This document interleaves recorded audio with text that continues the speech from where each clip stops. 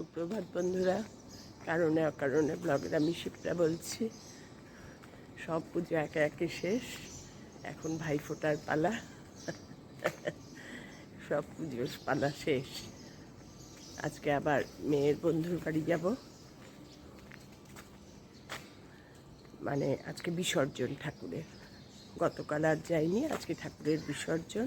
ঠাকুরের বিসর্জন দেখে ওখানেই খাওয়া দাওয়া, ওদের ওই পুকুরের মাছ টাছ ধরে সব রান্নাবান্না হয়, সব খাওয়া দাওয়া ওই করে বেরোবো। মেয়ে উবের বুক করে দেবে, আমরা দুজন চলে যাব। কারণ বড় মেয়ের অফিস। বাবানকে নিয়ে যেতে পারি, কিন্তু কি বলতো, বাবানকে নিয়ে যেতে আমি ঠিক সাহস পাই না গো। ও এত চঞ্চল, তাহলে আর আমার কর্তার একটু রেস্ট হবে না, আমার একটু রেস্ট হবে না। আর সবচেয়ে বড় কথা কি বলতো, সামনেই পুকুর। এর জন্য আমার বিভৎস ভয় ওকে নিয়ে গিয়ে। ও ভীষণ চঞ্চল, আর মেয়েও ছাড়বে না, ভাবিও ছাড়বে না যে না নিয়ে যাও। সেজন্য ওরা আর যাবে না, আমরাই যাব।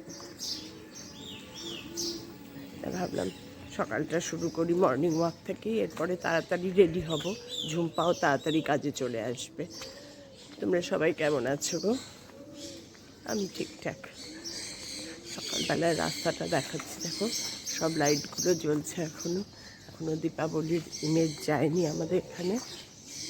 এবার ভাইফোঁটাটা অনেক দেরিতে লাগছে, যার জন্য ভাইফোঁটা পড়ছে অনেকটা দেরিতে, সেই জন্য অনেকটা টাইম পাওয়া গেছে। অন্যবার কি মানে অমাবস্যা ছেড়েই প্রতিপদ, প্রতিপদ ছেড়েই ভাইফোঁটা, মানে হুড়ুমুড়ু লেগে যায়। এবার একদিন বেশি টাইম পাওয়া গেছে দ্বিতীয়া, প্রতিপদেরও সব কিছুরই একদিন টাইম বেশি পাওয়া গেছে।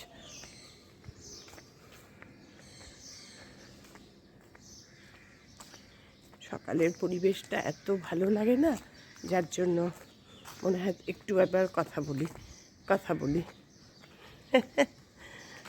ঠিক আছে, এবার হাঁটি।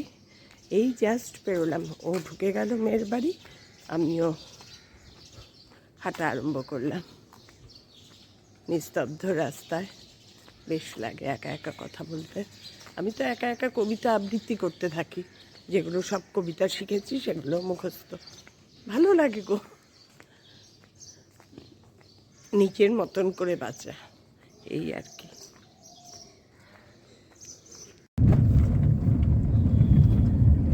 মেয়ে ক্যাব বুক করে দিয়েছে। আমার কর্তা আবার বাবানকে নিয়ে আসতে চাইছিল, যে বাবানকে নিয়ে যাই চলো। আমরা না গো, কারণ ওদের পুকুর আছে। বাবান খুব দুষ্টুমি করে। আগের দিন ওর মা বাবা ছিল, তা সত্ত্বেও দৌড়াদৌড়ি করেছে, আর আজকে তো মা বাবা থাকবে না, আরো বেশি দুষ্টুমি করবে। বাবানকে নিয়ে আসি।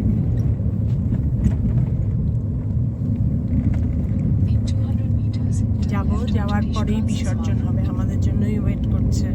আগে থেকে লেফট বলছে, হ্যাঁ আগে থেকে লেফটেই তো যাবে। ঠিকই বলছে, এবার লেফট। ম্যাপ মোটামুটি ঠিকই দেখা, কিন্তু অনেকবার অনেক লং হয়ে নিয়ে যায়। আজকে পড়েছি দশর একটা দিক দিয়ে ব্লক থাকলে একটা দিক দিয়ে মধুবনী শাড়িগুলো পরে এত আরাম না, প্রচন্ড আরাম। আমার আজকাল এরকম টাইপের শাড়ি ছাড়া পরতে ইচ্ছে করে না। ঠিক আছে, যাই, আবার গিয়ে কথা বলবো। এটা কি মায়ের এখন বরণ হবে।